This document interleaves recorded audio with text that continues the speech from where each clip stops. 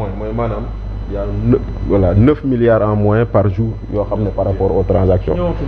voilà xam nga bon grand pour en revenir à ce que disait xam nga des fois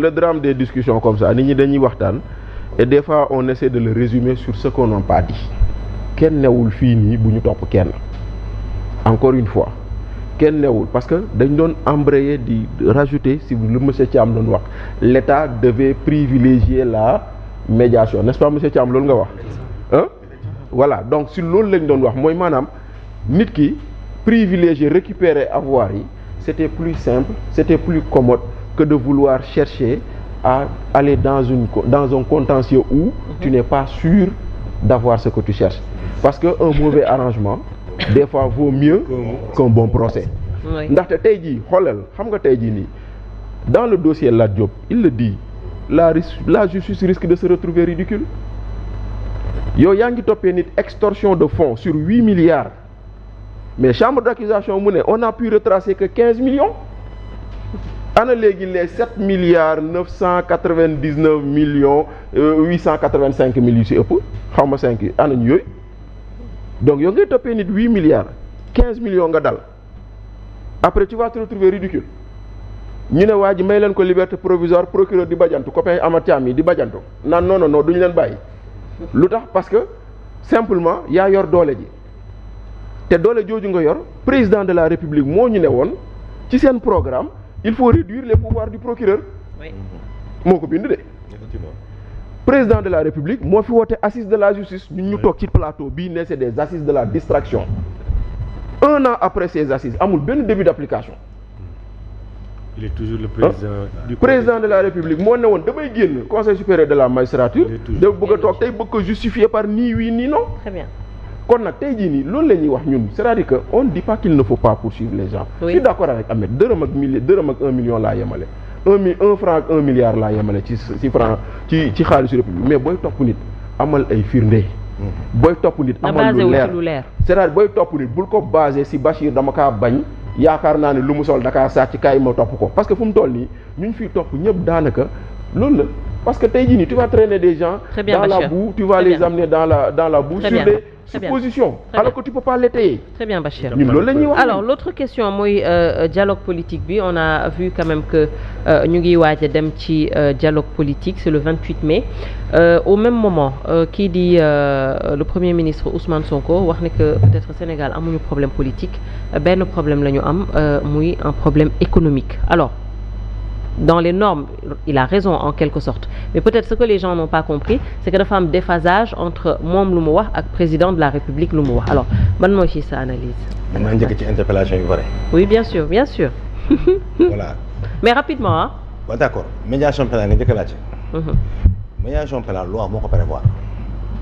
Article 32 du code de procédure pénale moo ne le procureur de la République lorsqu'il est saisi d'une plainte préalablement à sa poursuite maanaam balaa déclencher poursuite bi su ko neexee jël affaire bi soumettre après l'accord des parties maanaam ki ñu tooñ ak ki tooñ l'accord des surtout ku ñu tooñ su nangoo ñu réparer affaire bi ñu fay xaalis ñu soumettre l'affaire à la médiation pénale ñu signer benn protocole d'accord ngay fay wala yaa nga teewal dara waaye protocole d'accord tamit médiation pénale da ngay teewal dara doo signer keneen si yoon les médiations pénales ñan lañ infraction lañ ko def infraction yi la ñu war def médiation pénale de mais il y a des infractions qui sont éligibles à la médiation pénale il y a d'autres qui ne sont pas éligibles infractions yi xam ne dafa éligible à la médiation pénale détournement de deniers publics ci la bokk escroquerie ci la bokk abus de confiance maanaam infraction xam dafay laal ci xaalis c'est les infractions mineures ak bénignes mais infraction xam nga ne viol kenn du ci def médiation pénale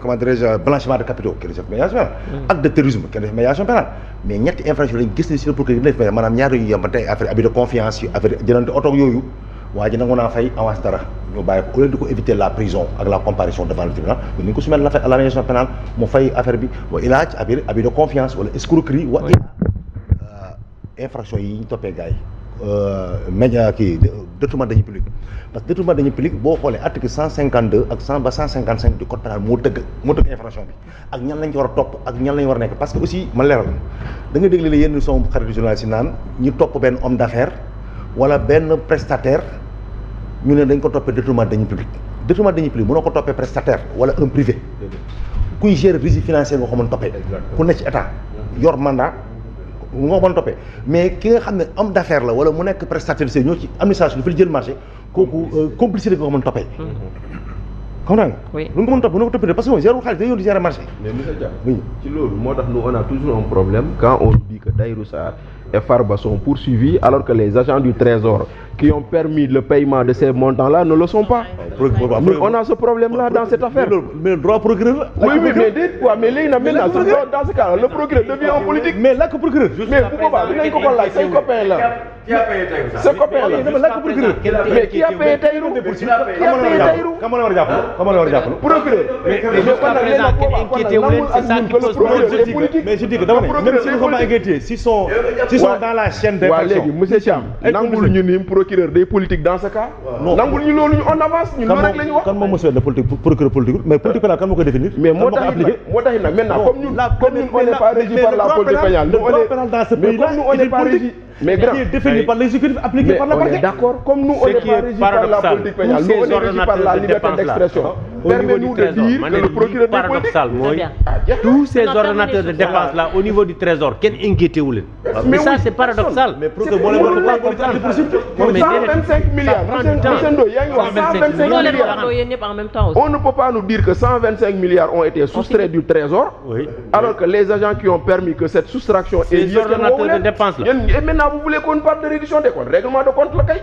mais daal procureur daal vraiment na enquête ñëpp. mais constatons. Pour ces ordonnateurs de dépenses là dañ leen war a enquête dañ leen war a téye. ma ne procureur nga ànd ci ak nga ànd ces actes de poursuite moom ay procédures am na ci privilège am ci légalité. mais nag koo neexee dégg nga su ko neexee ñoom ñu def benn infraction bi mu ñëw ne kii laay diw ak diw na police enquête ba pare mu ne police jàppal ma diw bàyyil diw. waaw mais kon ñu tam am nañ droit wax nag lu tax defu ko. C'est clair, Bachir. loolu dafa yem parce que loolu la wax. C'est clair. On évolue. Non, les gens ont le droit de commenter les actes de décision de justice. am nañ droit loolu c'est pas vrai parce que la justice est rendue au nom du peuple sénégalais. Oui, bien sûr. Mais su ma gisee les gens peuvent en débattre sur les principes pourquoi le procureur n'a pas poursuivi X, Y alors qu'il devait être visé par une telle infraction. Les gens peuvent commenter ça. Mais nag procureur amoo droit def ko yoon moo ko may mooy auprès de poursuite. aussi simple que ça. léegi nag ba ñëw léegi si ban ce qu'on appelle bi ñu ooyee le grand la moo tax parfois procureur di topp ni def mandat de dépôt procureur dafa am infraction yoo xam ne boo demee ci article 139 du code de procédure pénale dafa am infraction la bu la ko visé mi article 56 ba 100 et 255 mooy bi ñu toppee Abdou Nguer procureur bu visé 139 bi le mandat de dépôt est obligatoire moo tax Abdou Nguer mandat de dépôt bi nekk obligatoire loolu c'est ça la seule explication loolu kese la mais parce que on dit que en matière de criminel loolu ak en matière criminelle l'inscription est obligatoire elle est facultative en matière d'adultère mais comment dire en matière contractuelle moom jaru ko sax jaru ko def mais nag gannaaw dafa viser y a une loi l'article 139 du code de procédure pénale moo visé à 56 à 100 et 255 qui parle de diffusion de fausses nouvelles ñu leen toppee Abdou Nguer moo tax juge bi Très bien, Thiam. réquisitoire bu ko procureur bi jël su ko jox juge d'instruction juge gis 139 bi le mandat de dépôt automatique c'est que boobaa loi bi mooy wàññi la ko juge bi il n'a pas d'alternative loolu la moo tax ñu wax ne il devait ñu wàññi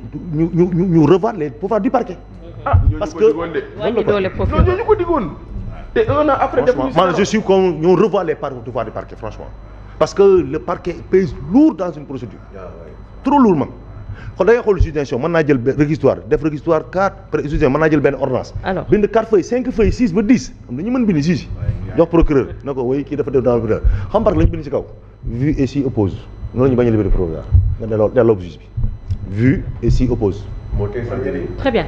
Maintenant, ñu ñëw sur cette question politique entre dialogue politique wala. bi pour des nécessités d'enquête ak wala de protéger l'enquête yooyu la ñuy wax modifié.